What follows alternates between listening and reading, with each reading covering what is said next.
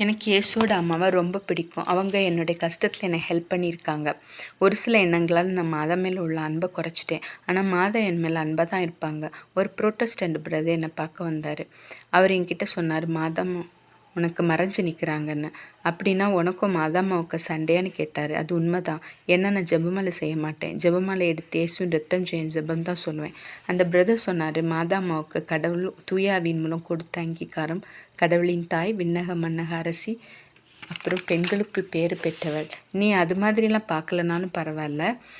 உன்னோட அம்மாவுக்கு நீ எப்படி டைம் ஸ்பெண்ட் பண்ணுவியோ அதே மாதிரி மாதாம்மாவுக்கு நீ டைம் ஸ்பெண்ட் பண்ணு, அது போதும். ஏன்னா நான் ஒரு காலத்தில் இந்த தப்பை பண்ணேன் அப்படின்னு என்கிட்ட சொன்னார். மாதா அன்பு செய்ய தெரியாதவங்க தன்னுடைய மனைவி அம்மாவை அன்பு செய்ய தெரியாதுன்னு அந்த பிரதர் சொன்னார்.